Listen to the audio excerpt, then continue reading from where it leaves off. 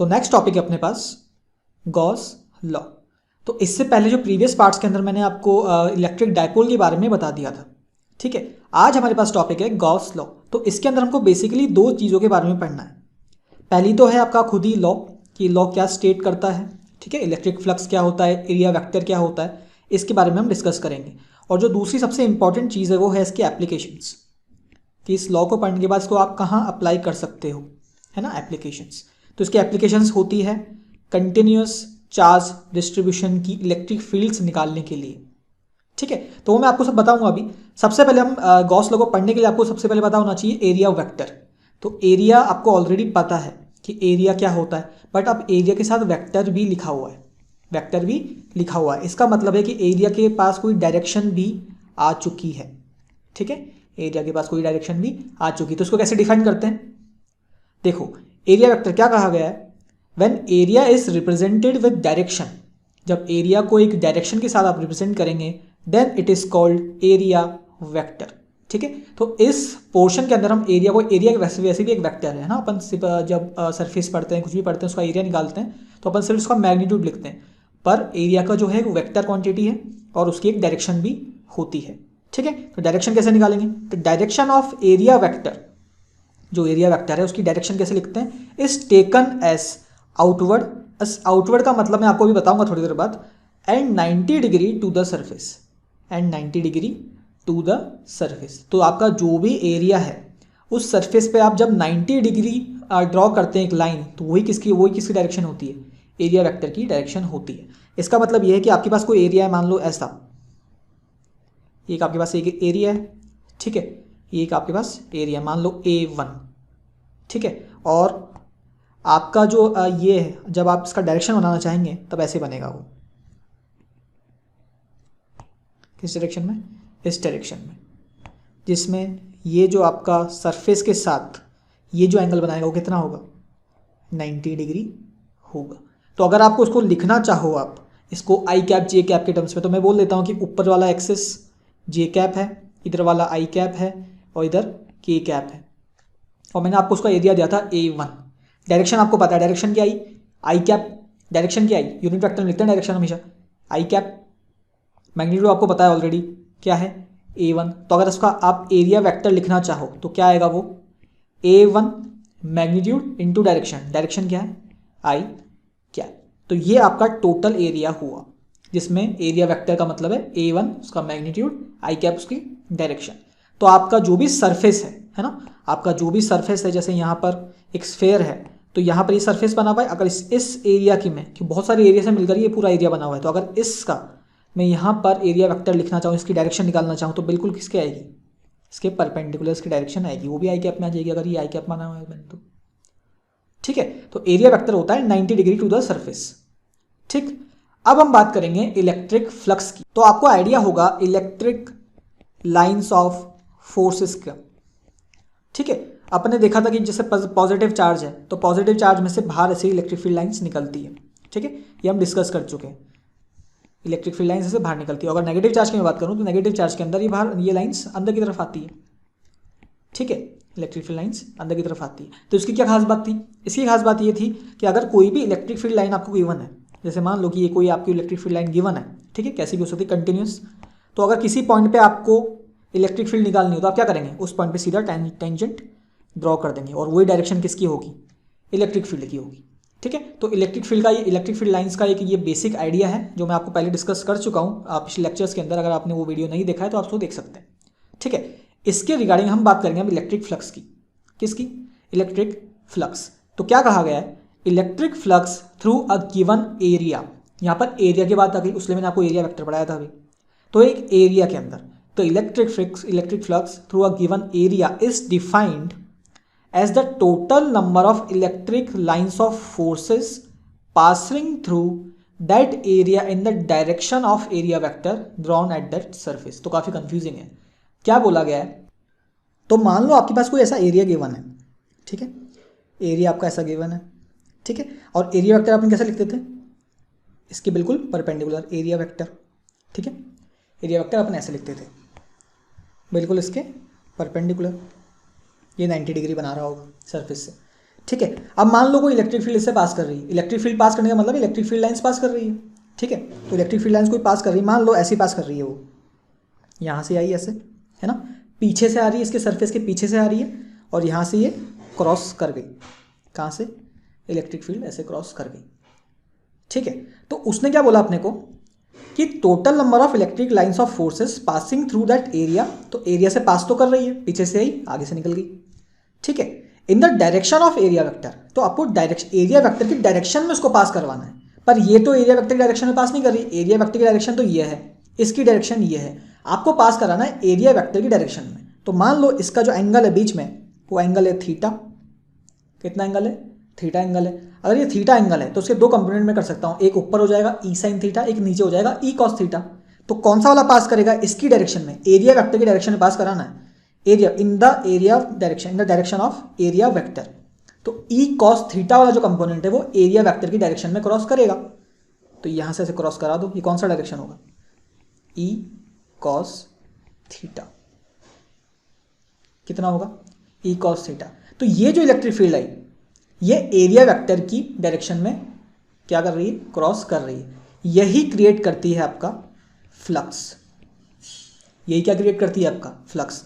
Electric flux को अपन लिखते हैं फाई से, किससे, फाई से लिखते हैं अपन इसको, इलेक्ट्रिक फ्लक्स को। तो अगर आपको इलेक्ट्रिक फ्लक्स की वैल्यू निकालनी हो, फाई की वैल्यू निकालनी हो इलेक्ट्रिक फ्लक्स की, तो आप कैसे लिखोगे उसको, electric field passing in the direction of area vector. तो कितनी आई थी अपने पास अभी, ई कॉस थीटा आया था, तो मैं ई कॉस थीटा लिख देता हूँ, E cos theta into area, into area, यही आपकी क्या होती है, इलेक्ट्रिक फ्लक्स की वैल्यू होती है, इलेक्ट्रिक फ्लक्स, ठीक है। ई कॉस थीटा इंटू ए, ई कॉस थीटा क्या है, जो परपेंडिकुलर आपकी जो पैरेलल डायरेक्शन में, मतलब एरिया वेक्टर की डायरेक्शन में जो इलेक्ट्रिक फील्ड है वो, ठीक है। तो इसका मतलब ये हुआ कि अगर आप ध्यान से देखो तो फाई मैंने लिखा है एक तरह से ई ए कॉस थीटा, इसको मैं ऐसे भी लिख सकता हूँ E dot A, E dot है, ये क्या है यहाँ पर, डॉट डॉट प्रोडक्ट, क्योंकि अपने को पता है कि इलेक्ट्रिक फील्ड भी क्या है, एक वेक्टर है, एरिया भी क्या है, एक वेक्टर है, तो दोनों का डॉट प्रोडक्ट में करूंगा अगर, तो मेरे पास क्या वैल्यू आती है, ई ए कॉस थीटा। इसका मतलब है आप फाई को सीधा लिख सकते हो, क्या लिख सकते हो फिर, फाई को सीधा, फाई को लिख सकते हो आप इलेक्ट्रिक फ्लक्स को ई, जो भी आपकी इलेक्ट्रिक फील्ड गिवन है, डॉट ए, तो ये आपका फाइनल इक्वेशन हो गई, ई डॉट ए, ऑलराइट। तो ये चीज़ें हैं, ठीक है। इसकी यूनिट क्या होगी, यूनिट देख लो, यूनिट आपकी इलेक्ट्रिक फील्ड की यूनिट क्या होती है, इलेक्ट्रिक फील्ड की यूनिट होती है आपकी न्यूटन पर कूलम, यही होती है इलेक्ट्रिक फील्ड की यूनिट, इनटू एरिया कितना है, मीटर स्क्वायर, मीटर स्क्वायर, ये आपकी यूनिट हो गई, ऐसे ही ये आपकी यूनिट हो गई, ठीक है। अच्छा, ये डॉट प्रोडक्ट था, क्या था ये, डॉट प्रोडक्ट था। आपको पता है कि अगर दो वेक्टर्स का डॉट प्रोडक्ट करते हैं तो जो क्वांटिटी अपने पास आती है वो आती है निकलकर स्केलर, क्या आती है, स्केलर। इसका मतलब जो इलेक्ट्रिक फ्लक्स है, जो आपका इलेक्ट्रिक फ्लक्स है फाई, वो एक स्केलर क्वांटिटी है, वो एक स्केलर क्वांटिटी। इसका मतलब है इलेक्ट्रिक फ्लक्स की कोई डायरेक्शन वायरेक्शन नहीं है, इलेक्ट्रिक फ्लक्स क्या है, एक स्केलर क्वांटिटी है। अब अपन ने थीटा माना था, है ना, तो अपन ऐसे माना था भी कि एरिया वेक्टर ऐसे है और जो आपकी इलेक्ट्रिक फील्ड है वो ऐसे है, किसी गिवन सरफेस से पास कर रही है दोनों, है ना, और बीच में एंगल थीटा है।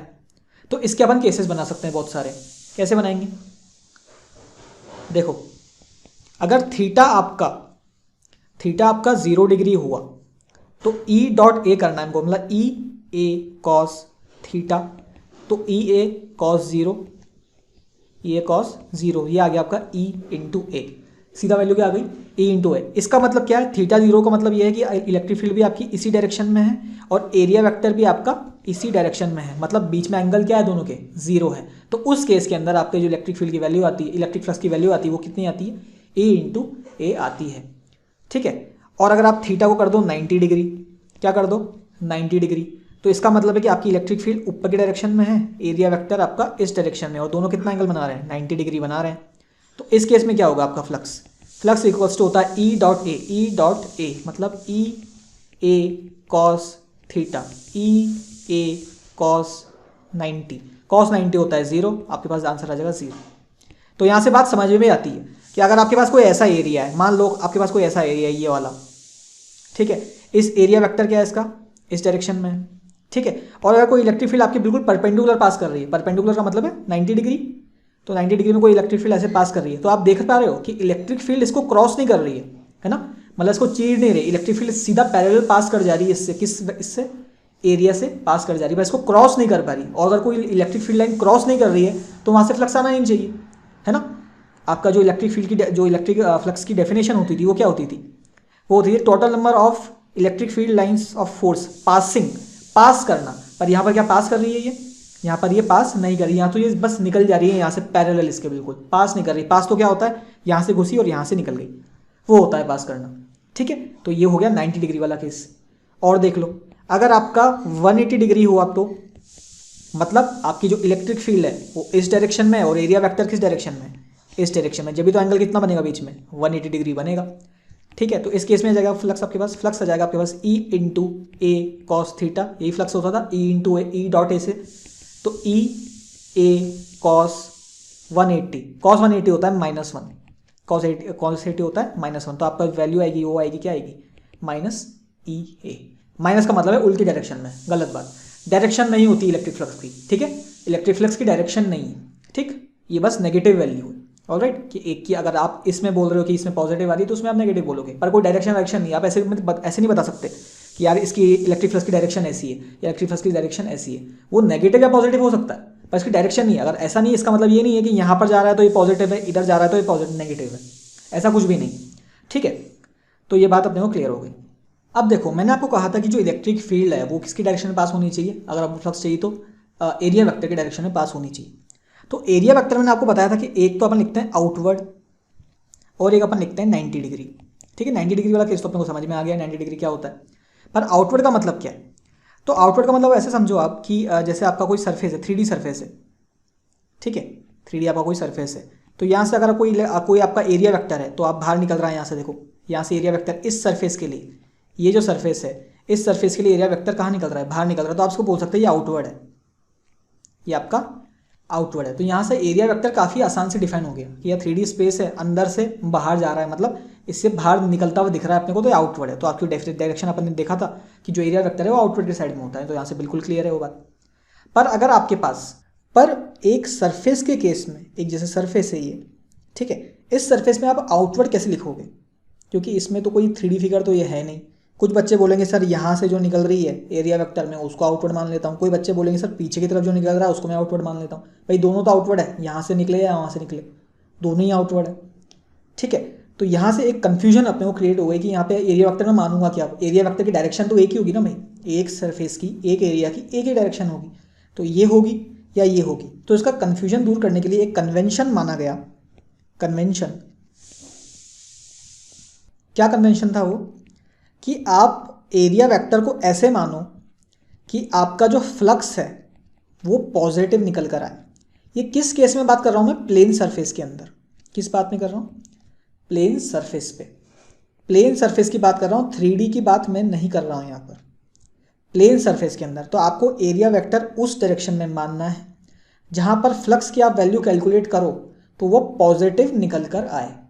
क्या निकल कर आए, पॉजिटिव। और आपको पता है पॉजिटिव निकालना है, इसका मतलब है कि आपका जो एंगल होना चाहिए, क्योंकि फ्लक्स क्या होता है, फ्लक्स होता है आपका ई ए कॉस थीटा, और कॉस थीटा होता है पॉजिटिव, मतलब कॉस थीटा पॉजिटिव कब से कब तक होता है, कॉस थीटा पॉजिटिव होता है आपका 0 से 90 के बीच में, जैसे 91 हो जाएगा वो नेगेटिव हो जाएगा। तो आपको कुल मिला के क्या करना है कि आपकी जो इलेक्ट्रिक फील्ड और आपका जो एरिया वेक्टर है वो ऐसे चुनना है कि इन दोनों के बीच में जो एंगल है वो कितना है, 0 से 90 के बीच में ही आए, 0 से 90 के बीच में ही आए, ठीक है। तो अगर आपको ऐसी कुछ गिवन है कि ये एक फिगर है और यहाँ से या ऐसे मानो तो टेढ़ा कि एक ही ऐसी फिगर गिवन है आपको, ठीक है, वो इलेक्ट्रिक फील्ड कैसे पास कर रही है, इलेक्ट्रिक फील्ड ऐसे पास कर रही है इसमें से। तो अब आपको अभी एरिया वेक्टर पता नहीं है इसका कि इस सरफेस, ये प्लेन सरफेस है एक, है ना, 3D सरफेस तो है नहीं, तो अपन प्लेन सरफेस के अंदर एरिया वेक्टर कहाँ पर माने। तो आपको पता कि एरिया वेक्टर मुझे निकालना है इसका, तो मैं किस डायरेक्शन में निकालूंगा, जहाँ पर मेरा फ्लक्स पॉजिटिव आए। फ्लक्स पॉजिटिव कब आएगा, जब एरिया वेक्टर में इस डायरेक्शन में लूंगा। अगर आपने एरिया वेक्टर इस डायरेक्शन में ले लिया तो ई और ए के बीच में एंगल हो जाएगा 180 डिग्री और फ्लक्स आ जाएगा नेगेटिव। फ्लक्स नेगेटिव नहीं चाहिए, फ्लक्स चाहिए अपने को पॉजिटिव, तो अपने को हमेशा ई के डायरेक्शन में ही एरिया वेक्टर लेना पड़ेगा। तो ये वाली डायरेक्शन किसकी होगी, एरिया वेक्टर की हो गई। तो यहाँ पर एक कंफ्यूजन दूर हो गई कि अपने को ये कंफ्यूजन थी कि अपन एरिया वेक्टर को ऐसे माने या एरिया वेक्टर को ऐसे माने। तो इस केस क्या क्या है, क्योंकि इलेक्ट्रिक फील्ड ऐसे लग रही है तो पॉजिटिव फ्लक्स करने के लिए अपने को ये वाला एरिया वेक्टर लेना पड़ेगा, ठीक है। और उल्टा केस भी हो सकता है। उल्टा केस कैसे, कि अगर आपका जो इलेक्ट्रिक फील्ड है वो ऐसे लग रही है, कैसे, इस डायरेक्शन में लग रही है, तो आपको जो एरिया वेक्टर है वो किस डायरेक्शन में मानना पड़ेगा, इसी डायरेक्शन में मानना पड़ेगा। तो आप समझ रहे हो इलेक्ट्रिक फील्ड पे डिपेंड होगा कुल मिला के वो, कि यही फिगर थी पर पिछली वाली फिगर के अंदर इलेक्ट्रिक फील्ड ऐसे लग रही थी तो एरिया वेक्टर मैंने उस डायरेक्शन में माना। क्यों, क्योंकि पॉजिटिव फ्लक्स को करना था और इस डायरेक्शन में इलेक्ट्रिक फील्ड लग रही थी इस केस के अंदर, तो एरिया वेक्टर भी कैसे माना मैंने, इस डायरेक्शन में माना, ताकि दोनों के एंगल बीच में एंगल कितना हो जाए, वो एक एक्यूट एंगल हो जाए और वो फ्लक्स पॉजिटिव हो जाए। तो मान लो आपको कोई ये क्यूब गिवन है, ठीक है, ये क्या है, एक क्यूब है जिसकी साइड मान लो ये ए है, ठीक है, और आपको एक इलेक्ट्रिक फील्ड गिवन है ऐसे बिल्कुल इसके परपेंडिकुलर, मतलब यहाँ पर ये परपेंडिकुलर है इसके, बिल्कुल इसके परपेंडिकुलर है इलेक्ट्रिक फील्ड ऐसे गिवन है, ठीक है, इसको बिल्कुल परपेंडिकुलर क्रॉस करके ये निकल रही है। तो आपको निकालना है flux through each surface, through each face मान लो आप, ठीक है ना। क्यूब के कितने फेस होते हैं, 6 फेस होते हैं, आपको हर फेस से इलेक्ट्रिक फ्लक्स निकालना है, कितना लगेगा, ठीक है। तो यहाँ पर क्या हो रहा है, आपको देखते ही पता चलना चाहिए कि यहाँ इलेक्ट्रिक फील्ड ऐसे निकल रही है। इसका मतलब यहाँ पर तो सिर्फ 2 ही फेस ऐसे हैं, 2 ही फेस ऐसे हैं जो इलेक्ट्रिक फ्लक्स प्रोड्यूस कर रहे हैं। कौन से, एक तो ये वाला और एक ये वाला, क्योंकि इसी केस के अंदर इलेक्ट्रिक फील्ड और एरिया वेक्टर के अंदर एंगल जो है वो 0 डिग्री है।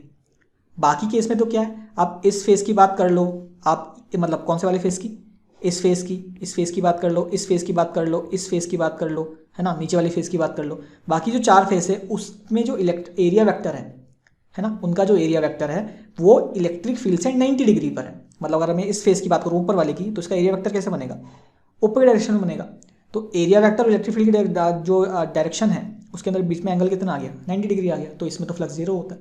और ऐसे ही सारे केसेस के अंदर सिर्फ दो ही फेस ऐसे हैं जो इलेक्ट्रिक फ्लक्स प्रोड्यूस कर रहे हैं। अब ये इलेक्ट्रिक फ्लक्स प्रोड्यूस कर रहे हैं तो उसका क्या होगा, आपको पता है कि अगर ये दोनों के बीच में एंगल कितना है, भाई यहाँ पर एरिया वेक्टर ऐसा है, ठीक है, और यहाँ पर एरिया वेक्टर ऐसा है।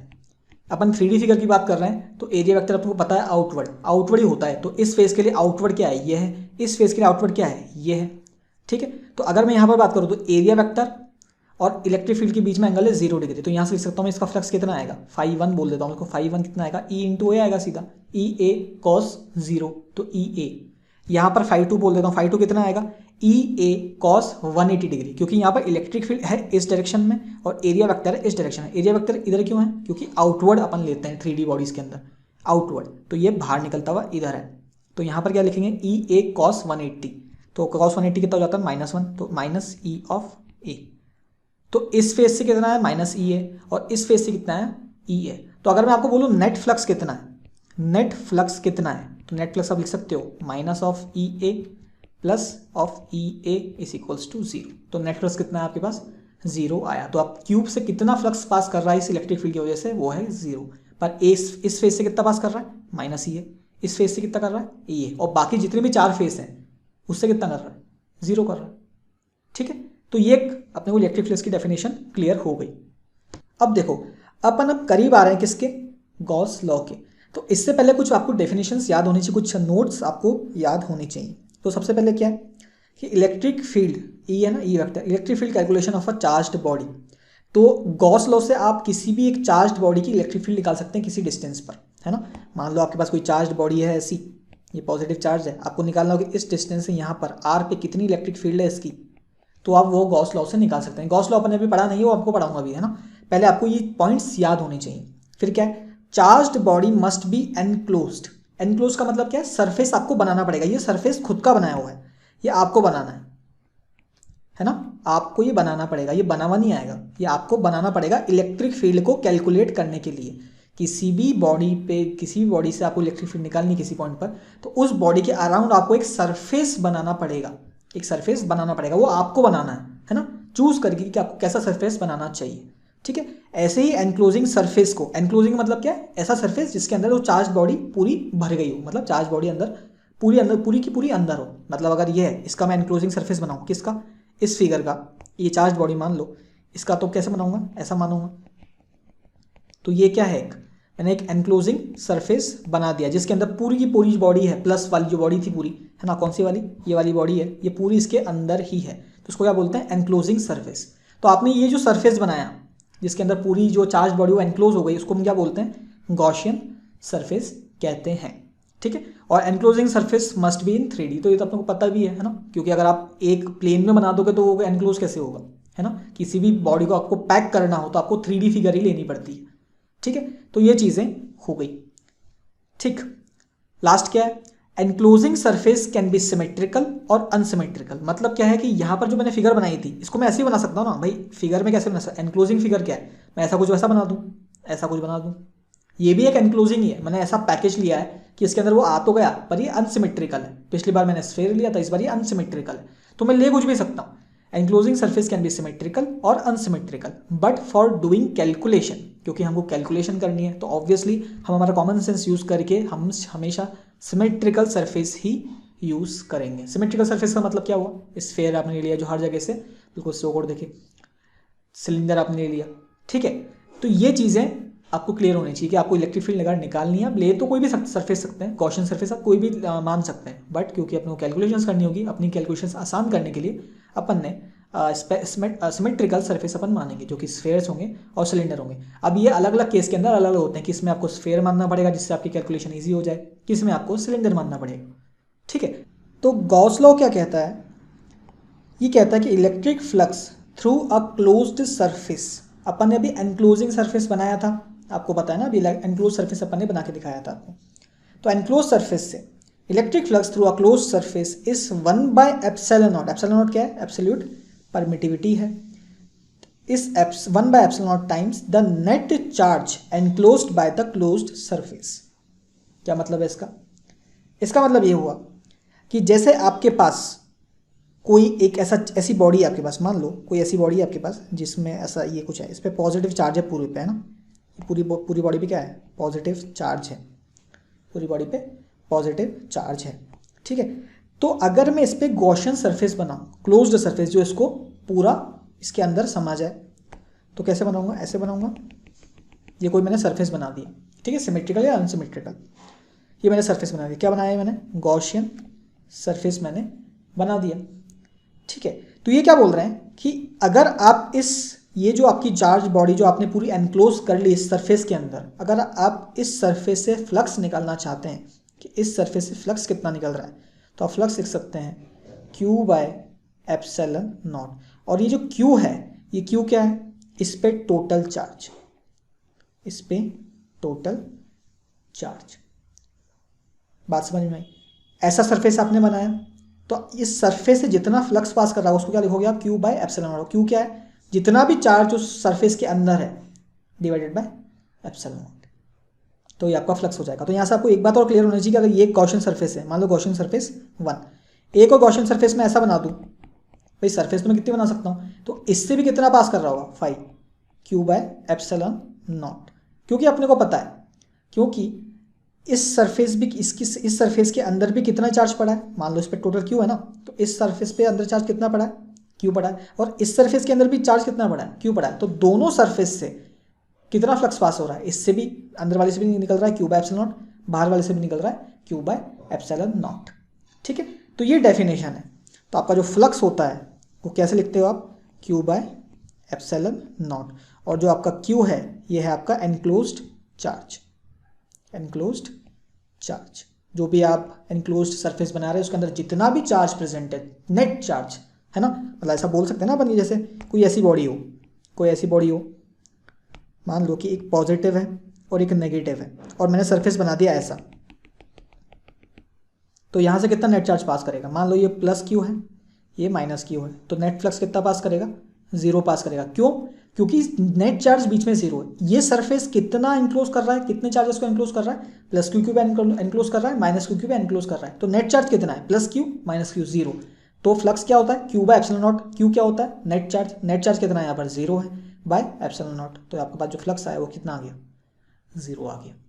तो ये जो नेट चार्ज आपको कंसिडर करना है, ठीक है। पर अगर मैं इससे बोलूँ कि इससे कितना निकल रहा है तो उसकी कुछ वैल्यू आएगी, इसका कितना निकल रहा है तो उसकी वैल्यू आएगी। इसका आएगा आपका, अगर इस सरफेस का निकालो तो आएगा आपके पास क्यू बाय एप्सिलॉन नॉट, और इसका आपके पास आएगा minus Q by epsilon not, ठीक है। पर टोटल फ्लक्स कितना है, वो 0। अगर आपने ऐसी बड़ी वाली सरफेस ली इसके अंदर दोनों चार्ज प्रेजेंट है, ठीक है।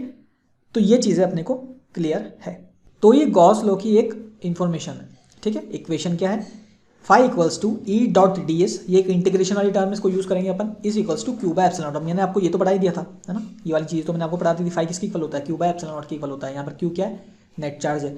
ई डॉट डी एस का इंटीग्रेशन, ई डॉट डी एस का इंटीग्रेशन, ये एक इंटीग्रेशन वाली टर्म है जिससे अपन फ्लक्स निकाल सकते हैं, ठीक है। तो phi equals to integration of E dot D S is equals to Q by epsilon naught. ये तो अपन किससे निकाल रहे हैं, ये वाली जो बीच वाली टर्म है ये तो अपन आप सिंपल मेथड से निकाल रहे हैं कि फ्लक्स कैसे निकाला जाता है, ठीक है ना। इस सरफेस से अगर फ्लक्स पास कर रहा है तो उसकी डेफिनेशन है ये। पर वो अपने को पता है कि इसका सरफेस अगर आप ऐसे बना देंगे इनक्लोज सरफेस तो उससे फ्लक्स कितना होगा, क्यू बाय एप्सिलॉन। तो दोनों को इक्वल कर रहा है कुल मिला के, है ना। यहाँ से आप फ्लक्स पास करोगे तो वो भी यहीं से पास होगा, और अपने को पता है कि एनक्लोजिंग सरफेस पे कितना होता है flux, Q by epsilon not होता है अगर इस पर चार्ज क्यू है तो इन दोनों को इसने एक्चुअली इक्वल कर दिया है। तो phi equals to E dot D S का इंटीग्रेशन हम लिखो, या फिर आप सीधा लिख दो क्यू बाय एप्सिलॉन नॉट, बात एक ही है। इसका प्रूफ क्या है, इसका प्रूफ ऐसा लिखते हैं अपन कि मान लो आपके पास कोई एक चार्ज है यहाँ पर प्लस क्यू, एक पॉइंट चार्ज है, पॉइंट चार्ज इस पर प्लस क्यू। अब अगर मुझे इसका एक इक्वेशन निकालनी, मान लो कि आपको इसको फ्लक्स निकालना है ना, अभी गॉस लॉ अपन ने पढ़ा नहीं है, ठीक है, गॉस लॉ अपन ने पढ़ा नहीं है, मुझे इसका फ्लक्स निकालना है। तो फ्लक्स कैसे निकालोगे, मैं एक सरफेस बना लेता हूँ पहले तो। ये मैंने एक सिमेट्रिकल सरफेस बना दी, स्फीयर, जो कि सिमेट्रिकल है, ठीक है। अगर मुझे इस पॉइंट पे इलेक्ट्रिक फील्ड लिखनी हो, इस पॉइंट पे इलेक्ट्रिक फील्ड लिखनी हो, किस पॉइंट पे, ए पॉइंट पे इलेक्ट्रिक फील्ड लिखनी हो, तो कैसे लिखूंगा। अपने को पता है कूलॉम्स लॉ से इलेक्ट्रिक फील्ड कैसे होती है, K Q by R square. मान लो ये आर है, इतनी इलेक्ट्रिक फील्ड होती है ना। इस पॉइंट पे ई इज इक्वल्स टू के क्यू बाय आर स्क्वायर, और ये किसकी परपेंडिकुलर होगी, बिल्कुल सरफेस के परपेंडिकुलर होगी। तो अगर मैं फ्लक्स की बेसिक डेफिनेशन पे जाऊँ, फ्लक्स क्या होता था, ई डॉट डी एस का इंटीग्रेशन, ई डॉट डी एस का इंटीग्रेशन होता था ना फ्लक्स, ई डॉट डी एस का इंटीग्रेशन। तो यहाँ से अगर मैं इसका ई तो मुझे पता है क्या है, K Q by R square, यहाँ पर एक डी एस बन रहा है, मतलब आपका जो सरफेस है, जो आपका सरफेस है यहाँ पर इस एरिया में, इस एरिया के अंदर आपकी जो इलेक्ट्रिक फील्ड है वो कुछ है, कितनी, के क्यू बाय आर स्क्वायर, और इसका एरिया भी कुछ होगा, इसका एरिया भी कुछ होगा, ठीक है। तो एरिया कैसे लिखोगे, मान लेता हूँ उसका एरिया है मेरे पास डी एस इसका एरिया है। तो यहाँ पर ई तो कांस्टेंट है क्योंकि ई चेंज नहीं हो रहा है ना, ई तो कांस्टेंट। अगर जो वॉल्यूम कांस्टेंट होती है इंटीग्रेशन के अंदर उसको बाहर निकाल लेते हैं, तो 5 में आपके पास आ गया, ई निकल गया बाहर, अंदर बच गया इंटीग्रेशन ऑफ डी एस। और डी एस का इंटीग्रेशन आप करोगे तो मतलब पूरे स्फीयर का इंटीग्रेशन कर रहे हो। पूरे स्फीयर का इंटीग्रेशन का मतलब करने का मतलब है ई इंटू पूरे स्फीयर का एरिया कितना होगा, 4 पाई आर स्क्वायर। क्या यही होगा, पूरे स्फीयर का एरिया कितना होता है, 4 पाई आर स्क्वायर होता है। यहाँ से ई की वैल्यू आपको ऑलरेडी पता है, K Q by R square, K Q by R square into 4 pi R square, ये आ गई। यहाँ से देखो आपके पास आर स्क्वायर से आर स्क्वायर कट गया, और अगर आपको के की वैल्यू पता हो, के की वैल्यू मैं लिख सकता हूँ 1/4 pi epsilon naught into Q into 4 पाई। तो 4 पाई से 4 पाई भी कट गया, आपके पास वैल्यू आ गई क्यू बाय एप्सिलॉन नॉट। क्या निकाल रहे थे अपन, ये फ्लक्स निकाल रहे थे अपन। तो फ्लक्स की वैल्यू आपके पास क्या आ गई, सीधा क्यू बाय एप्सिलॉन नॉट आ गई। तो मतलब गॉस ने बिल्कुल सही बोला था, ठीक है, कि आपको सीधा अगर आपको फ्लक्स निकालना हो किसी सरफेस से तो आप सीधा क्या कर दो, जितना भी चार्ज एनक्लोज्ड है, इसके अंदर कितना चार्ज एनक्लोज था, क्यू था। अपने गॉसियन सरफेस क्या बना था, ये बना था, इसके अंदर कितना चार्ज है, प्लस क्यू, नेट चार्ज है plus Q by epsilon not. Gauss के हिसाब से कितना होना चाहिए था, क्यू बाय एप्सिलॉन नॉट होना चाहिए था। और अपन ने जो अपना एक क्लासिक वे है निकालने का, उससे भी निकाला तो उससे भी क्या आया, क्यू बाय एप्सिलॉन नॉट आ गया, ठीक है। तो ये गॉस लॉ होता है, जितना भी नेट चार्ज है डिवाइडेड बाय एप्सिलॉन नॉट, वो कितना आ जाएगा उसका फ्लक्स एक गिवन गॉसियन सरफेस से, ठीक है। तो नेक्स्ट हमको डिस्कस करना है एप्लीकेशन ऑफ गॉस लॉ, ठीक है। तो अपन ने गॉस लॉ के बारे में तो जान लिया, अब इसके एप्लीकेशंस क्या हैं, ठीक है। तो होता क्या है, जो कंटिन्यूस चार्ज डिस्ट्रीब्यूशन होते हैं, अभी मैं आपको बताऊंगा कंटिन्यूस चार्ज डिस्ट्रीब्यूशन क्या होते हैं। इसकी आपको इलेक्ट्रिक फील्ड निकालनी हो तो आप इस गॉस लॉ को इस्तेमाल करके आप सीधा उसकी वैल्यू निकाल सकते हैं बिना किसी दिक्कत के। ठीक है, continuous charge distribution. Continuous charge distribution क्या होते हैं? तो अभी तक तो हमने किसके बारे में डिस्कस करा है? सिर्फ पॉइंट चार्जेस के बारे में डिस्कस करा है। Point charges, negative charges, positive charges, इनके बारे में डिस्कशन करा है। ठीक है, अब अगर आपकी पॉजिटिव चार्जेस है ना, जो आपने पॉइंट चार्जेस, इनको आप सबको मिलाकर साथ साथ रख दो। मतलब क्या बोल रहा हूँ मैं कि positive charge, positive charge, positive charge, positive charge, इन सबको आप ऐसे जमाते जाओ लाइन से। तो क्या ये एक डिस्ट्रीब्यूट कर दिया आपने इनको? आपने क्या कर दिया? डिस्ट्रीब्यूट कर दिया, मतलब लाइन से इनको जमा दिया आपने। अब ये पॉइंट चार्जेस नहीं रहे। अब अगर आप मान लो कि आपने ऐसे बहुत सारे चार्जेस, जैसे आपके पास 10 पॉइंट चार्जेस थे पॉजिटिव प्लस क्यू के। ठीक है, और आपने क्या करा? उनको जमा दिया ऐसे 1 2 3 4 5 6 7 8 9 10। तो ये क्या बन गया आपका? एक लाइन चार्ज बन गया आपका। आप क्या बोलोगे? अब ऐसे नहीं बोलोगे इसके अंदर 10 पॉइंट चार्जेस हैं। आप क्या बोलोगे? एक ये चार्ज जिस पे क्या है, जिस पे 10 क्यू टोटल चार्ज है, क्योंकि एक पे इतना था, क्यू था, तो 10 पे कितना होगा? 10 क्यू। तो आप बोलोगे कि लाइन चार्ज है, एक ये लाइन चार्ज है, इस पर टोटल चार्ज कितना है? 10 क्यू इस पर चार्ज है। पर आपको पता किससे मिलकर बना हुआ है? ये 10 पॉइंट चार्जेस से मिलकर बना हुआ है। ठीक है, तो ये ऐसे डिस्ट्रीब्यूशन कर देते हैं। अब आप लाइन से जमा दो, आप उसको सरफेस की तरह जमा दो, सब है ना, ऊपर नीचे जमा दो, वॉल्यूम में जमा दो, पूरा भर दो उसके अंदर, तो वॉल्यूम में हो जाएगा।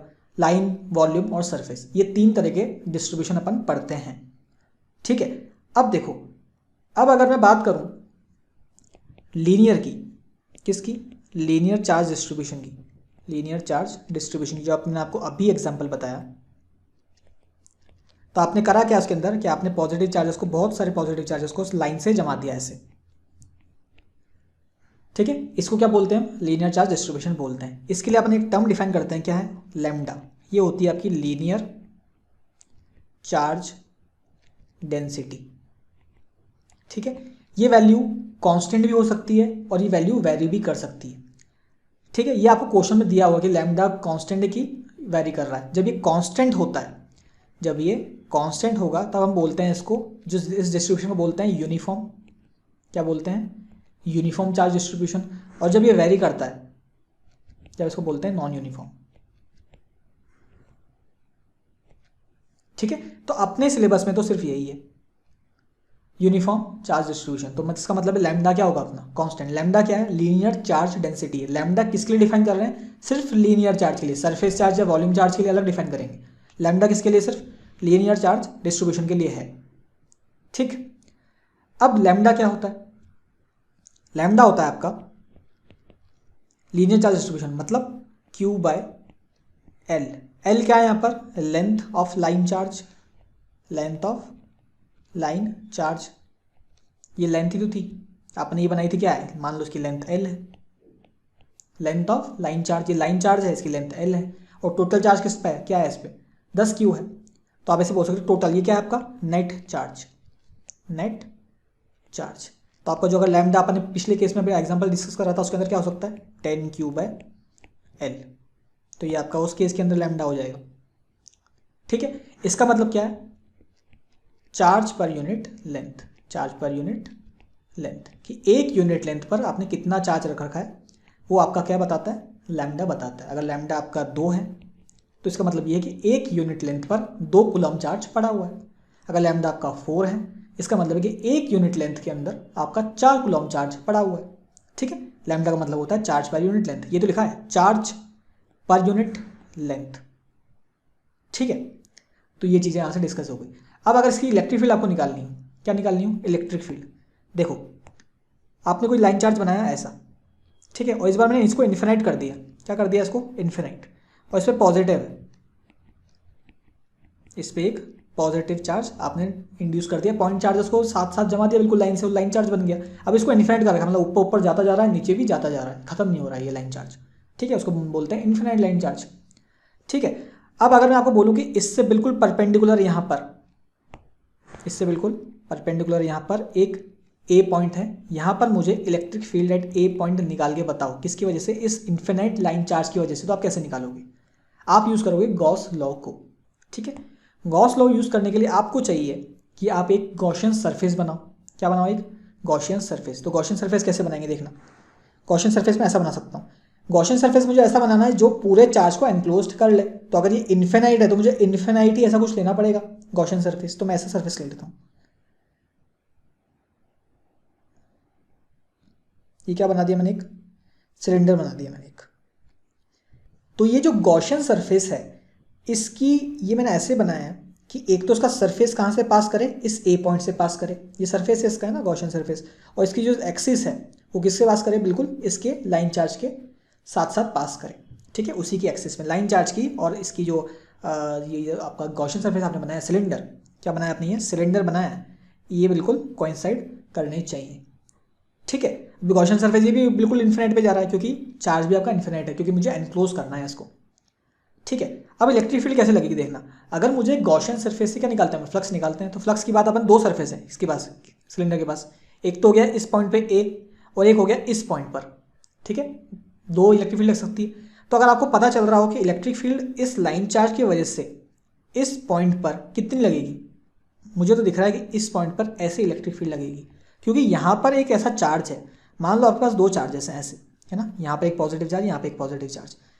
इस पॉइंट पे ए पॉइंट पे ये पॉजिटिव चार्ज कैसे लगाएगा इलेक्ट्रिक फील्ड, ऐसे लगाएगा। ठीक है, और इस पॉइंट पर ये कैसे लगाएगा, इस पॉइंट ऐसे लगाएगा। ठीक है, दोनों की क्वांटिटी तो सेम होगी, मैग्नीट्यूड दोनों का सेम होगा, बट डायरेक्शन अलग अलग है क्योंकि सेम पॉजिटिव चार्ज है दोनों। ठीक है, इसका कंपोनेंट करोगे तो उसका कंपोनेंट होगा ऐसा और ऐसा, इसका कंपोनेंट करोगे इसका कंपोनेंट होगा ऐसा और ऐसा। तो देख रहे हो ये वाले दोनों कट जाएंगे, तो आपकी जो इलेक्ट्रिक फील्ड है वो किस डायरेक्शन में आई, सिर्फ इसी डायरेक्शन में आई।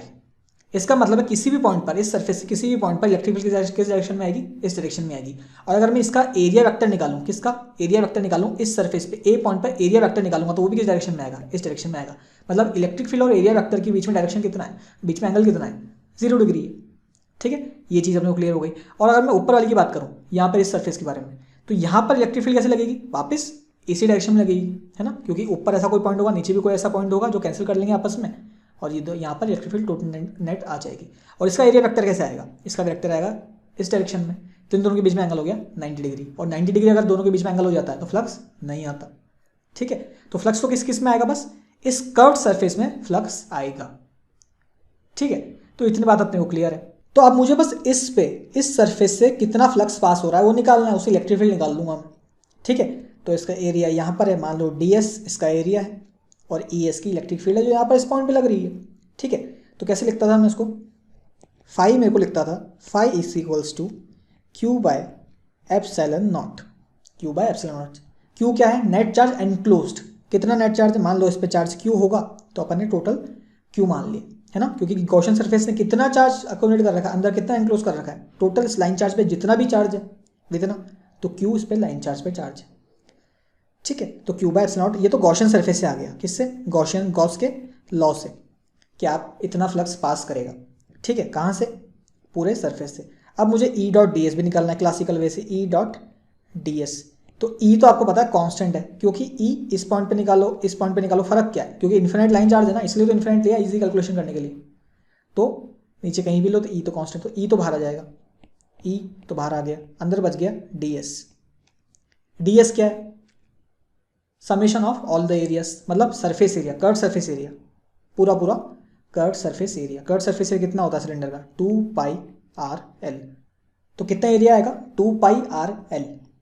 ठीक है, यहाँ पर r क्या है, r मान लो इसका डिस्टेंस है ना, ये r होगा, और ये टोटल लेंथ कितनी होगी, l होगी। यहाँ पर l तो अभी इन्फिनाइट है ना, क्योंकि अपन इन्फिनाइट लाइन चार्ज की बात करें तो सिलेंडर भी आपको कितना मानना पड़ेगा, इन्फिनाइट लेंथ का मानना पड़ेगा। ठीक है, तो उसका अपन सोल्यूशन अभी निकालेंगे। ठीक है, तो अभी तो 2πr l आपने लिख दिया, तो कितना आपके पास वैल्यू हो गई, वैल्यू आ गई आपके पास q by epsilon naught is equals to E into 2πr l। ये E क्या है, E एट a, है ना, E एट a, ये आपकी वैल्यू आ गई। ठीक, अब देखना, यहाँ से अपने को पता है कि L जो है वो इन्फिनाइट है। अगर इन्फिनाइट आप किसी चीज़ में रख दोगे तो कोई मतलब ही नहीं उस चीज़ का। तो आप अगर L को यहाँ पर नीचे लेके चले जाओ, किसके, Q के, तो आप ऐसे लिख सकते हो Q अपॉन L। ठीक है, और मैं एप्सिलॉन नॉट को ऊपर ले जाता हूँ तो ये आ जाएगा 2πr इंटू एप्सिलॉन नॉट। ठीक है, इसको एप्सिलॉन नॉट को ऊपर ले गया, L को मैं नीचे ले गया। Q बाय L क्या होता है, Q बाय L आपको याद होता है, ये होता है लैम्डा, लीनियर चार्ज डेंसिटी। ठीक है, इसलिए तो पढ़ाया था। तो lambda is equals to E into 2πr epsilon naught. तो ई आपके पास वैल्यू आ गई कितनी, lambda by 2πr epsilon naught. तो ये आपके पास आंसर हो गया। इस इक्वेशन का मतलब क्या है कि अगर आपके पास एक लाइन चार्ज है, इन्फिनाइट लाइन चार्ज, उससे r डिस्टेंस पर आपको इलेक्ट्रिक फील्ड निकालनी हो, उसकी r डिस्टेंस पर आपको इलेक्ट्रिक फील्ड निकालनी हो किसी भी पॉइंट पर, तो आप किससे निकाल सकते हैं, lambda upon 2πr upon epsilon not से। ठीक है, यहाँ पर r ही तो एक जो कांस्टेंट है, r ही तो है यहाँ पर जो एक वेरिएबल है, बाकी तो सब कांस्टेंट है। ठीक है, तो इससे आप इलेक्ट्रिक फील्ड निकाल सकते हैं। तो गॉस लॉ से अपन ये निकाल ली इलेक्ट्रिक फील्ड। ठीक है, एक कंटिन्यूस चार्ज डिस्ट्रीब्यूशन की। ठीक है, और ऐसे हम बात कर सकते हैं सरफेस की। तो मान लो आपके पास कोई एक इन्फिनाइट चार्ज शीट है। ठीक है, इन्फिनाइट चार्ज शीट है जिस पे चार्ज मान लो आप प्लस क्यू आपको गिवन है। ठीक है, और आपको बोला गया कि यहाँ से एक डिस्टेंस पे एक ए पॉइंट है, किस पे, एल डिस्टेंस पे आपको इस पे क्या निकालना है, एक इलेक्ट्रिक फील्ड निकालनी की कितनी होगी इस चार्ज शीट की वजह से, जो कि इन्फिनाइट है, जो कि इन्फिनाइट चारों तरफ से फैल रही है। तो आपको कैसे निकालोगे, गॉसियन सरफेस का यूज़ करके। तो गॉसियन सरफेस बनाना सबसे पहले ज़रूरी है। तो गॉसियन सरफेस बनाएंगे तो कैसे बनाएंगे, गॉसियन सरफेस में बना रहा हूँ ऐसा।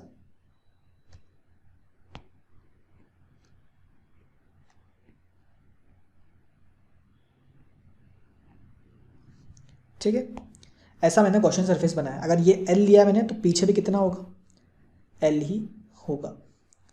ठीक है, तो ये गॉसियन सरफेस मैंने बनाया। तो कितना चार्ज इंक्लोज कर रहा है ये गॉसियन सरफेस, पूरा चार्ज तो ऑब्वियसली नहीं कर रहा होगा इंक्लोज।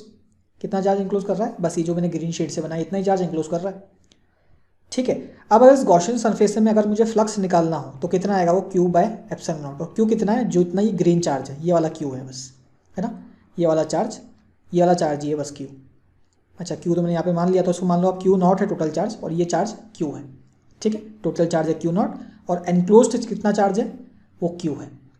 ठीक है, तो फ्लक्स कितना आएगा टोटल गॉसियन सरफेस से, क्यू बाय एप्सिलॉन नॉट। वो किस किस की वजह से आएगा, देखो अगर आप यहाँ से ध्यान से देखो तो आपको पता चल रहा होगा जो इलेक्ट्रिक फील्ड है वो हमेशा इसी डायरेक्शन में लगेगी।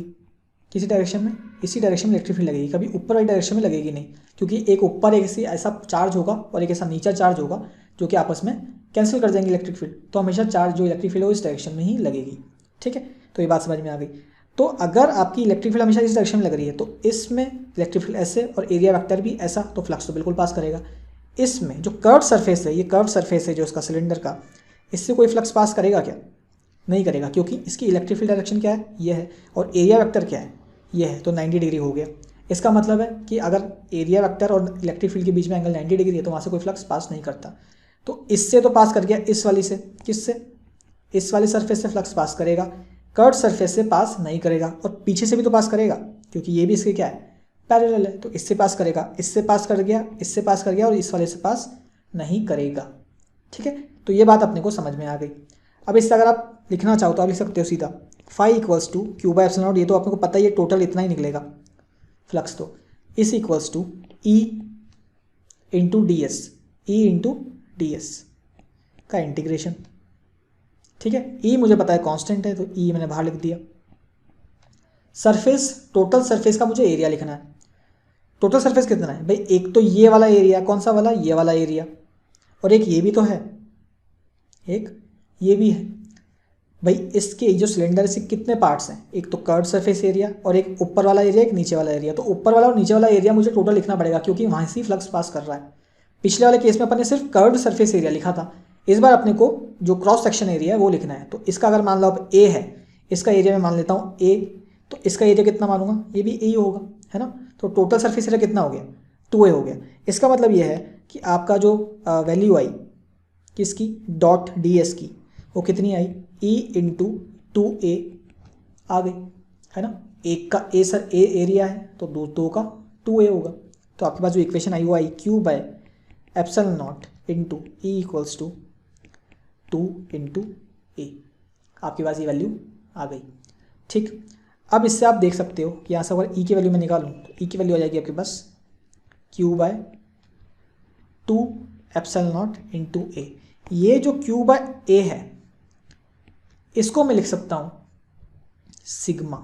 ये क्या है, सरफेस चार्ज डेंसिटी। क्या है ये, सरफेस चार्ज डेंसिटी, मतलब एक पर्टिकुलर एरिया में एक यूनिट एरिया के अंदर कितना चार्ज प्रेजेंट है, तो एक यूनिट के अंदर कितना चार्ज प्रेजेंट होगा, सिग्मा प्रेजेंट होगा। तो इसको मैं क्या लिखता हूँ, क्यू बाई ए को सिग्मा लिख देता हूँ। तो यहाँ से आप सीधा निकालना चाहो तो आप ई की वैल्यू आप लिख सकते हो सिग्मा बाय 2 एप्सिलॉन नॉट। तो यहाँ से आपको पता चल रहा होगा कि सिग्मा तो कांस्टेंट है ना, सिग्मा तो अपन यूनिफॉर्म मानते हैं तो कांस्टेंट मानते हैं, तो sigma upon 2 epsilon not I.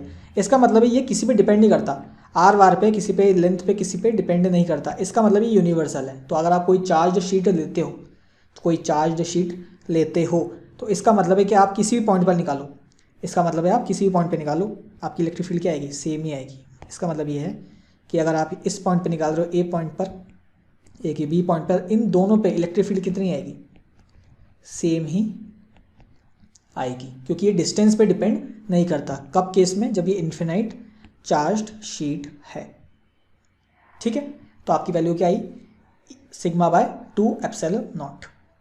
ठीक है, तो आपकी जो इलेक्ट्रिक फील्ड है वो कांस्टेंट है। आप बी पे निकालो, ए पे निकालो, और दूर चले जाओ, सब जगह क्या आएगी, कांस्टेंट इलेक्ट्रिक फील्ड आएगी।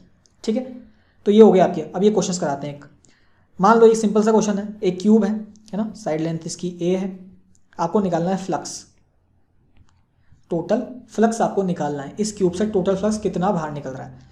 ठीक है, तो आप सीधा आपको पता है कि गॉसियन सरफेस तो बना हुआ ही है ऑलरेडी, क्योंकि क्यूब है ना, क्यूब को आप क्या मान लो, एक गॉसियन सरफेस मान लो।